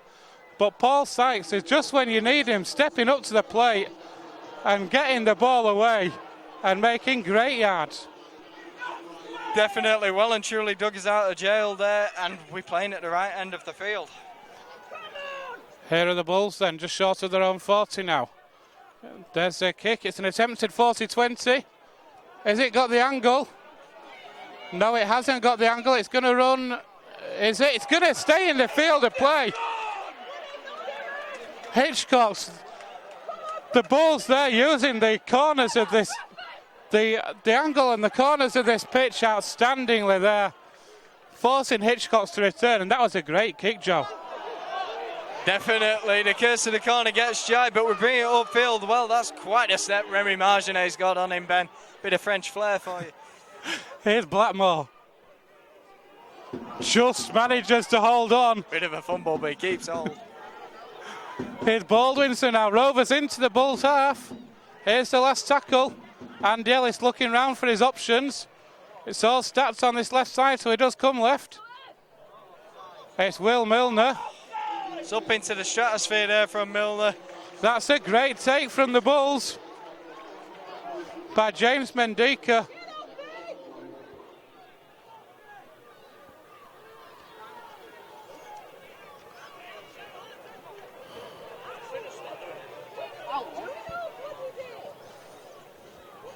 Here are the Bulls again now. It's working up to their own 40-metre area. 15 minutes gone in the second half here at Odsal Stadium. It's Bradford Bulls 6, Featherstone Rovers 28. Luke Cooper is back on for the Rovers. And Tim Spears is taking a breather.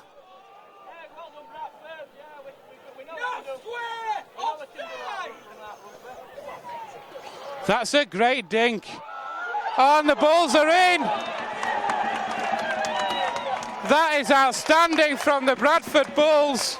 A superb chip over the top. Confused everybody in the on the pitch. The Bulls have come up with the ball and they're over. Bradford hit back, Joe. Bradford Bulls 10, Featherstone Rovers 28. Well, there was a lack of communication there from Ian Hardman and Paul Sykes. Paul Sykes attempts to tap the ball back. Instead, it ends up going over his head and Bradford come away with the ball. Very disappointing try to concede there, and Bradford needed a try with 25 minutes to go. It puts them back in this game. It certainly does. They're back to within 3 scores with a kick to come.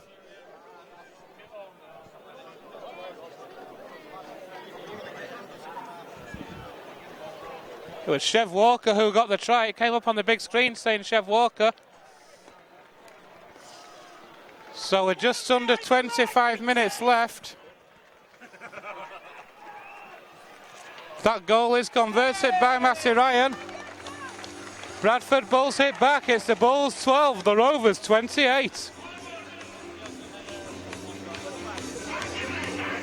Hugely important how Featherstone responded. We need a deep kick and we need to be up on them for it.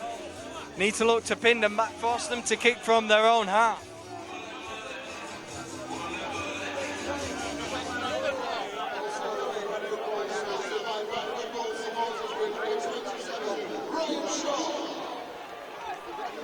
So Paul Sykes is going to take this kick off. Rovers need to keep the discipline, Joe. Can't afford to concede any penalties. Need to pin the Bulls back, get a good defensive set and get the ball back in a good position. Hugely important. We've had little control on this game since the opening 10 minutes of this second half. We need to get a stranglehold back on it.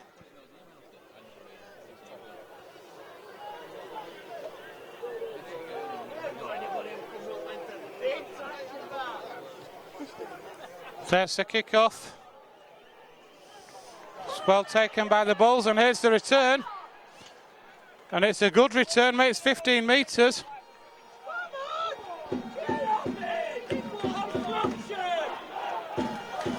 What a tackle by Rovers.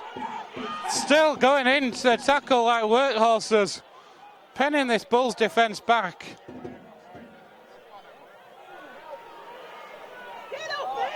And the Bulls then just short of the 40-metre line.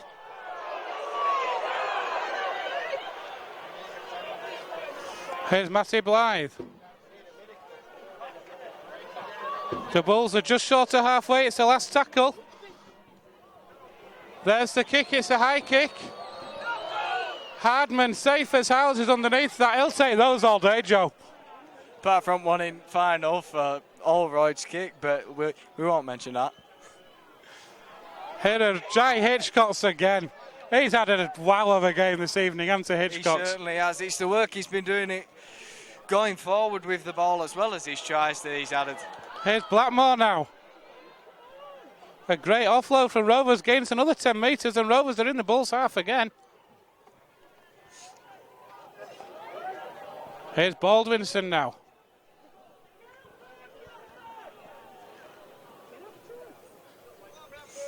Marginet, drop off pass to Luke Cooper.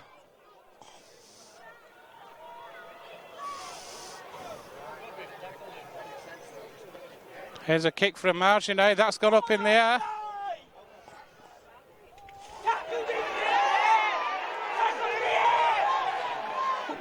Taken well by the Bulls.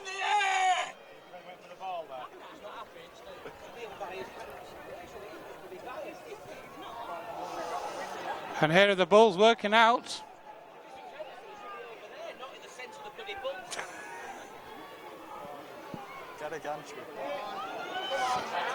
This is great play from the Bulls, working that ball through the hands, causing problems, Joe, at the minute of Bradford in this play. Yeah, they're coming forward with the ball much better. They're making much more yardage down the middle. And you can see perhaps the player's tiring, but Cooper was up for it with the drive, got the ball away though down the centre. Bulls then just inside the Rovers half. It's the last tackle. It's a kick over the top. It's going to bounce. Blackmore takes that ball and he'll now return it.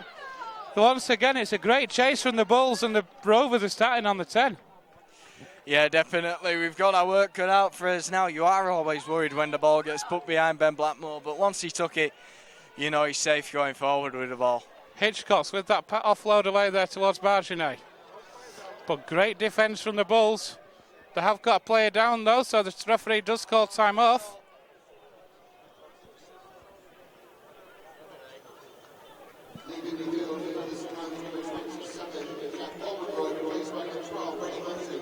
Jack Ormondroyd goes off and is replaced by Reddy Matua. A good effort again from Jack Ormondroyd, Joe. Definitely a young lad who's had to step up to the plate tonight. There's been a few of them out there and he's given 110. Hey. And so, here are Rovers then, just short of halfway. It's the last tackle. Sykes is going to kick deep. Is it going to find touch? Yes, it is. That's a great touch finder from Paul Sykes. And it's going to be a scrum down to the ball, scrum down head and feet to the Bulls on the 10. Fantastic there from Sykes. It's exactly what we needed. We've got to control the game territorially. And now the time's been taken off because Bradford have set the scrum. But yeah, that's exactly what we wanted. He's taken more of the kicking mantle over in this second half, and he's got the long kicking game that's required. Adam Henry's going to come back on for the Bulls momentarily. And here are the Bulls then, trying to work out from their own 10-metre area. Cooper involved in that tackle. And the ball is put down. That's a huge mistake in the context, not only of that set job, but in the context of this game. Because the Bulls, not only have they turned over possession, they've turned over possession in their own 20, giving Rovers 6 full tackles at the line. Indeed, we've not been here for a while, Ben. We'd like a good period of possession now, deep in the Bradford half. If we can't score the try, we'll definitely be looking for a repeat set here. Try would be nicer. Andy Ellis out to the base of the scrum. Rovers attack down the left with Ian Hardman.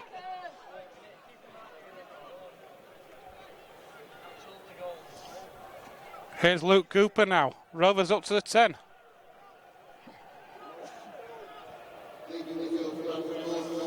Ellis offloads to Marginet. That's great. Off cut-out pass from Marginet, and Rovers are almost over. But great defence from the Bulls to hold the Rovers up a metre short. Cording agonisingly short there. The ball's put to ground, but a penalty for offside. Oh, that's a dubious call, Joe. The pass looked marginal at best. And Rovers put the ball down, but the referee calls a penalty for offside.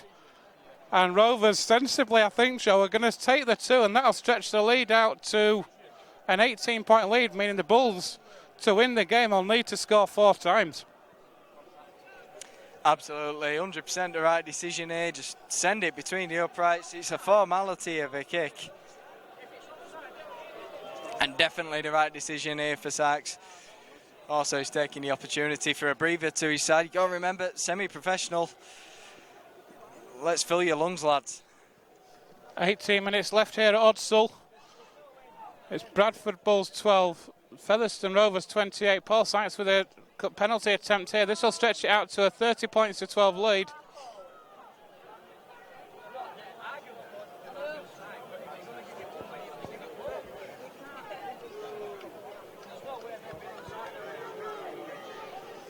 And so here comes Paul Sykes. Been pretty good with the boot so far this evening. He's only missed the 1. Another successful penalty conversion for Paul Sykes. The Rovers stretch out once again, Joe.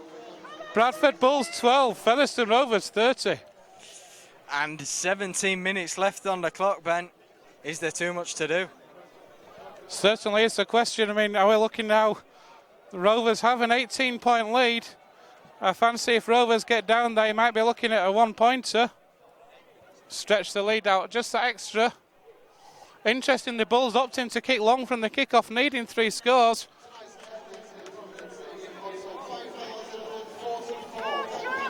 5,044 here at Odsall. So a great attendance.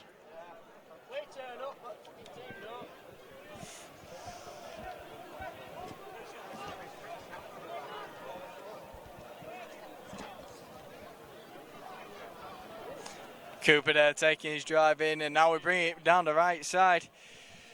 Willing to spread it early doors, but Cording comes back inside to bring it down the centre. Important set completion continues now. We've got the lead we wanted. Just make sure Bradford don't have much of the ball now. Indeed, and the ball is knocked on by Luke Cooper. Not sure what he was playing for there. Could have kept hold of the ball for my money. No need on the last tackle, and Bradford come away with a scrum on R40. Inexperience, perhaps? Perhaps inexperience, perhaps heat of the moment. Young lad. But it's been a couple of times now for Cooper. Opportunity to redeem himself in this defensive set, though. So the Bulls start on the 40 now. Through the hands it goes, working out to that left-hand side, trying to break through. But again, good defence from Rovers. They're on the 30-metre line now, though, the Bulls.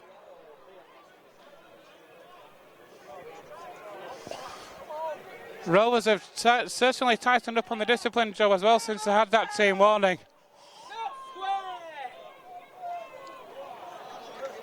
And here are the Bulls now, though, 10 metres away.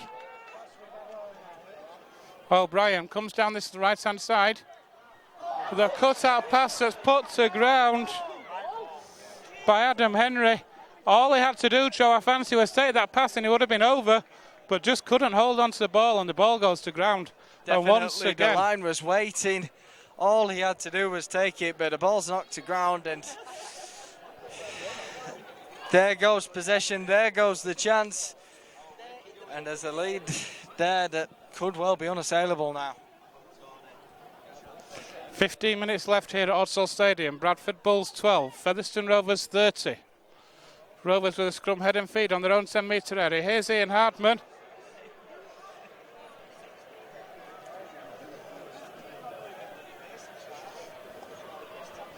Rovers just working through the plays at the minute, just trying to work out from their own area, nothing fancy.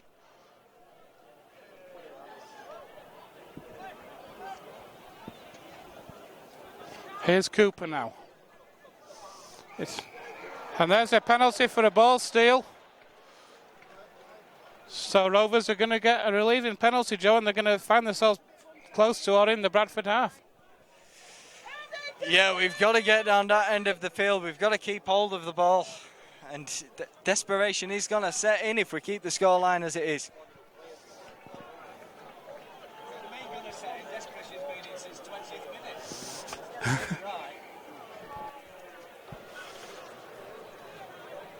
So Rennie Matua takes that tap, and here's Luke Cooper.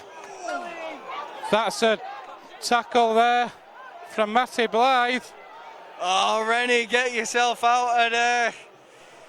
We've got the penalty, lads. Clear out of it, don't get involved.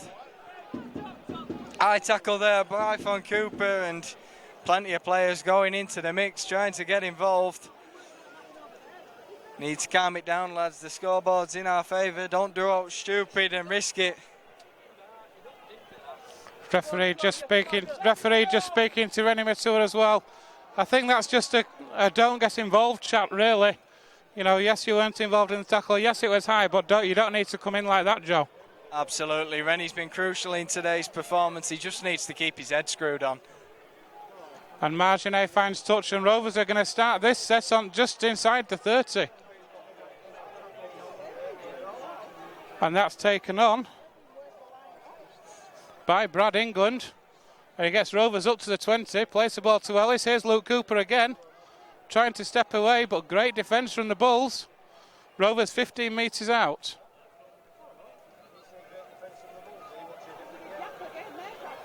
Hardman with the outside pass there. Rovers playing with confidence. You can fancy a one-pointer maybe coming, but taking it for the line.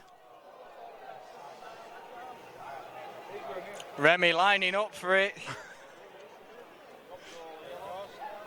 And here it comes. Sensible play from Marginet. We called it a few minutes ago, Joe. Thinking on the feet, dropped back early. Rovers knew the play was on. Getting that drop goal over, and Rovers now, if the Bulls are going to win this, Joe, they've got to score 4 times. Well, there we are. We extend the lead with a 1-pointer, but crucially we get the ball back as well. So we continue our possession, and Bradford can't score without the ball.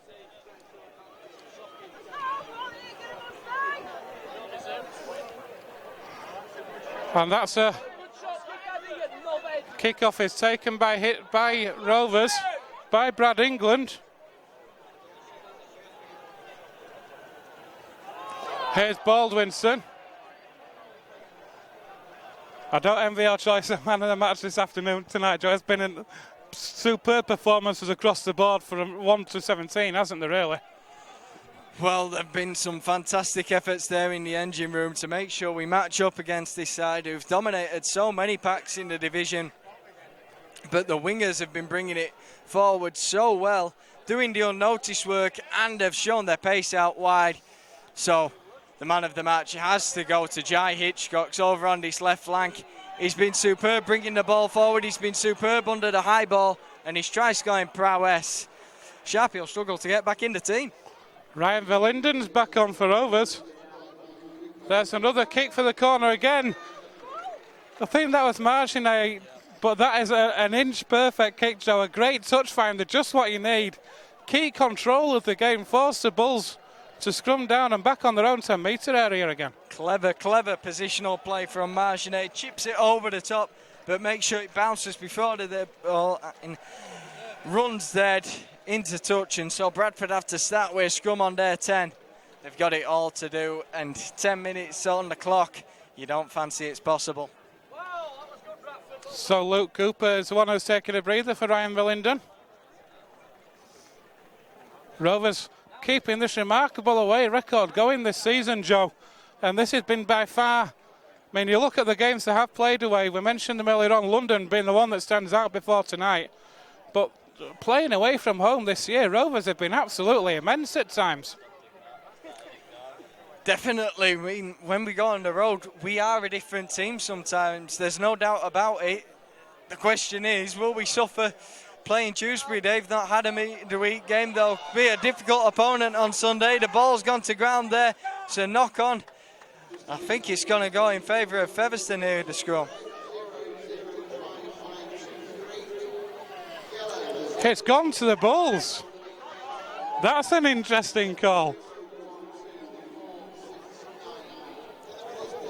Not sure about that one. I mean, Joe? Was a knock-on both ways, but it went to ground in a weird manner. Not that it matters much, with just over 9 minutes left on the clock. But important we keep going, that we make sure we have the momentum at the end of the game to carry us into that weekend fixture. Got to make sure we've been dominant. Al Bryan moves that ball out. Through the hands it goes.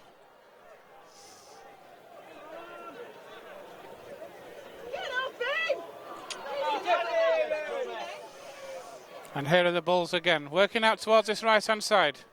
Here's Matty Blythe. Shrugs off one, but can't get away a second time. Good defence.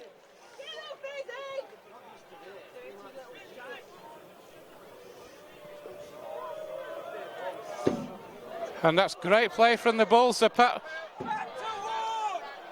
What's the referee going to say? He's going to say knock on. No advantage there, so it's going to be Bradford's ball inside our 25. He's giving it to Featherstone. Oh, we'll take that. We certainly will, with 8.5 minutes left here at Odsall. Milner must not have been able to quite get his hand to that. Couldn't see from it, to be honest.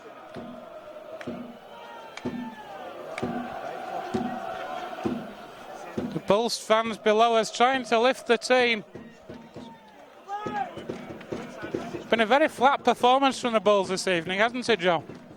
It has, of course. They had the game at the weekend as well. It's a midweek one for them, but full time yet again. You'd expect them to try and pull it out of the bag tonight. They've not been the dominant side we've liked, but maybe it's complacency in a side that know they've got that middle 8 spot sewn up already. Rainy Matua plays the ball to Andy Ellis. Here's Verlinden, but there's a penalty for offside. Andy Ellis today, you know, has played the full 80. He's been absolutely superb, hasn't he? Fantastic, and his opposite number, Adam O'Brien, for my money, the best hooker in the division. Andy Ellis has more than shown his worth today. Fantastic performance all the way through. A huge stint for a hooker who defends in the middle of the park. He doesn't go hiding on the fringes, let's not forget. He's had some big blokes to tackle as well as being at the foot of the ruck at every single tackle. Brad England plays the ball to Ellis. Here's Verlinden. That's a great charge from the Rhino.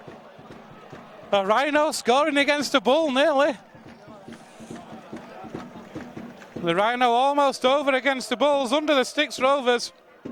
Here's Marginet though, trying to dance away but well wrapped up again. The Rovers for the line. Are they over the eye, you know? Is that Andy Ellis? Is that Ellis? It's a phenomenal score. They jumped in at the ruck. I couldn't see the number in the mess of players. It is, it's It looked Andy like Ellis. And it was Ellis. And that's Andy Ellis's 100th career try. And what a place to get your 100th career try in a victory as emphatic as it has been, Joe. It has been said, it has been an emphatic victory. To come to Odsall, be part of such a monumental win for Rovers in terms of their year, and to get your 100th career try is great for Andy Ellis. Well, he's topped off what's been a fine 80-minute long performance in at hooker with a great bit of opportunities and real cherry on the cake. 6 minutes left here at Odsall. It's Bradford Bulls 12, Featherstone Rovers 35. Paul Sykes with a conversion attempt. And this, for Rovers, is going to be great for the points difference as well, Joe. Definitely, we expected to rack up the points difference at Hunslet last week. It didn't come off them, but we've done it no harm tonight, and you certainly wouldn't have expected that given the way this fixture went at the Big Fella Stadium. We're changed team tonight, Ben. Paul Sykes has converted, so Rovers stretch that lead out further. It's Bradford Bulls 12, Featherstone Rovers 37. It's been superb from 1 to 17, from minute 1 to minute 75, hasn't it? It certainly has. The enthusiasm hasn't dropped all the way through, and these players were all going to have to be up for it today, in contrast to a Bradford side that, knowing they're in that middle eight guaranteed, won't want to pick up injuries, perhaps have been a little complacent. And the great thing as well, Lee are going to look at this video and they know they're going to be in for a real battle at the Lee Sports Village a week on Sunday, don't they? They certainly do. The issue is with that, do you take away some of the shock factor? Unbeaten away from home since August last year, Rovers. Not many will have expected that run to continue today, but it has. Or it looks like it has. Paul Wood back for the league game as well. Paul Wood's going to have a battle to get back in this team, the way the Rovers are playing at the minute, isn't he? He will, but somehow I think you can always find a place you can shoehorn a player of that quality in. And he's a player who lacks no enthusiasm, that's for sure. And you stood on me cable. Thanks. Here's Adam Sidlow. And the Bulls are up to the Rovers 20. They've not been up here much today. There's a drop-off pass. And the Bulls trying things now. Nothing to lose for the Bulls at the minute. Lee will be delighted with this as well, won't they? They certainly will. Their loss came against London, and it makes that game Lee Bradford well and truly a decider. And once again, the ball goes to ground. It's a zero tackle, and they've come away with it. It's Adam Henry who puts the ball to ground that time. Bradford have done that so much this afternoon. Bradford have made this as difficult as they could for themselves to win this, haven't they, with the mistakes and errors they've made throughout the match. I think they're lacking that leadership that Gaskell brings in the middle of the park. You've seen from the scorelines they've struggled in a couple of games leading up to this. And that's why tonight hasn't been the comfortable victory they'd expect it to be. Instead, Rovers have got this lead. Unbelievable. So, 3 minutes left on the clock here at Odsall. Rovers with a 37-12 lead. Here's Jordan Baldwinson.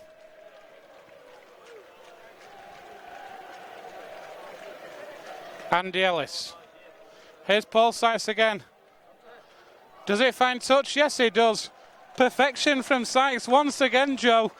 A great kick to find the touchline. Pinned her up, pinned the balls back and turned them round yet again. 3 minutes left. Impossible to be overturned now, but we're carrying on performing right up until the last. Exactly what we needed. And classy performance from Paul Sykes tonight. We can take so much confidence from this result going into the remaining games that we have this year, can't we? We've still got to go to Leigh, we've still got to go to Sheffield, so they're not going to be easy games, but Rovers can build on this. Definitely. We looked at those games and we said to get in that top four we need at least one big scalp. The fact we've done it at the first attempt means we're going to the others with a bit of momentum, confidence and self-belief. What we've got to do though is back it up on Sunday. We can't afford a big win like this today and then to slip up against Dewsbury on Sunday.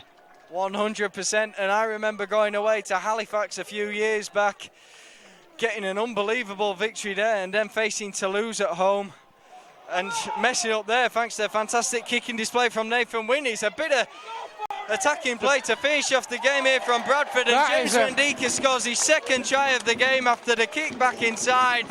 Give the home support something to cheer about, but too little too late. James Mendika over for his second try. It was a well-worked move down that right-hand side, Joe. Ball found its way out to the wing, and then a chip over the top. Inside, Mendika backing up, and he's over for his second try of the evening. James Mendika, we said when he left the Rovers, would he prove to be a thorn in the side? In terms of the result, he hasn't today. But his performance, getting 2 tries, has caused Rovers a lot of problems. Indeed, he's come up into the line. Well, you think he's lacking being outside a dominant halfback, but with Gaskell back, he might well thrive coming on that outside line, linking up between the outside backs and halfbacks. That's where we know he's got the ability. Tonight, he's been a try scorer, but in a team that's not been able to perform, and his defensive woes have shown up a little. So Rovers then. Inside the last minute when James Mendika went over, so that will probably be the last score of the evening. Disappointing for Rovers to concede the last try, but take nothing away from this performance today. From minute 1 to minute 80, it's been absolutely outstanding, Joe. Definitely. At some points we've been lacking in terms of a skill level. We've made mistakes, but the enthusiasm each and every time has made up for that. And our defence, particularly on our goal line, is completely transformed from last week at the South Leeds Stadium. So here are the Bulls, and that ball's put to ground. Says that it's the story of the day, isn't it? Been the story of the day for the Bulls, mistake after mistake after mistake, and just epitomising it there by knocking on early in the tackle count on their own 30. Rovers are going to get possession back again, but they're not going to have time to do anything with 16 minutes left on the clock. Will this scrum have time to form?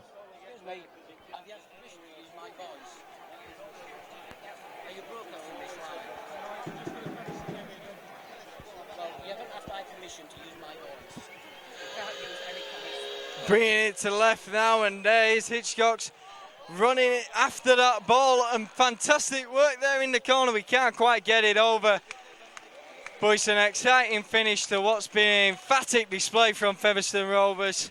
You wouldn't have dreamed of coming to Odsall and coming away with the victory when you saw the team sheet at the beginning of the night, but we've managed to do it here, and it's been absolutely brilliant. Exactly what you'd have wanted. And if you've not got across here, you've well and truly missed out on something. Make sure you get down to the Big Fella Stadium to cheer on the lads against Dewsbury on Sunday. It's going to be another belter, and we've got a fine set of fixtures to come, Ben. With the lads in absolutely phenomenal form, the form of the season. This has been by far the performance of the season from the Rovers. Started off great in the first half. That's when the match was won. with a hat-trick from Hitchcock's inside 27 minutes.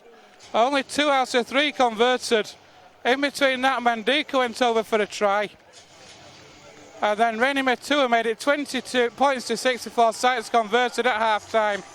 In the second half, Rovers stepped up a gear again. Blackmore went over inside 5 minutes before the Bulls hit back through Chev Walker to make it 28-12. Further tries from Rovers for Paul Sykes from a penalty. Remy Marginet drops a goal to make it 31-12 before Andy Ellis went over, converted again by Sykes to make it 37-12. And then Mendika at the end, at the death, with a try for the Bulls. Converted, but again for the Bulls. Bradford 18, Rovers 37. Joe, your thoughts? Like we were saying before the game, the lads had to be well and truly up from this. They had to get into the Bulls from the opening minute, and they definitely did that. The opening 10 minutes was fantastic in terms of effort. They got into the home side early doors. They shook them early doors, and they found themselves 2 scores in front within the opening 8 minutes. That was the difference from this game to the game at the Big Fella Stadium. We had opportunities pressing their lines the first time we met them this season, but we didn't take them. We didn't have that clinical cutting edge. Milner in the halfbacks has been particularly creative tonight. He's shown what he can do, the young lad. He's been given the opportunity. Our first choice halfbacks have been out, and that left side, how phenomenal has it been? Milner, like we've said, Matua, the aggression he has, the speed he has, the power he has, one of the top players in the leagues. And Jai Hitchcock's, he is the form winner of the league at the moment. And he's at the other side to Ben Blackmore. Not been in the side for the last couple of weeks. He's come in and more than shown his worth, hasn't he? What a selection there Candy A has, because we've just had the performance of our season with so many of our key players out. Who could have thought it, Ben? I wouldn't have believed it at the beginning of the night. I'd have thought you were delusional. I still think you're delusional, but that's besides the point. A lot of people would have thought we were delusional. Thank you. Just had a Bradford Bulls fan shake my hand to say well done. The Bulls fans support, cheering and applauding the Rovers as they come off. Just shows the spirit that comes around this club, doesn't it, Joe? Definitely, the spirit around this club was so much shown when it went through those times of financial difficulties, and they managed to raise more than Rangers Football Club did in Scotland. Not bad for a city in the middle of Yorkshire, is it? The middle of the world, some say, Bradford.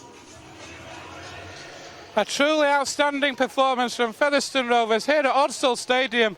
Who would have thought at 5-8, folks? I'll be telling you this at full time. The full-time score here at Odsall, Bradford Bulls 18, Featherstone Rovers 37.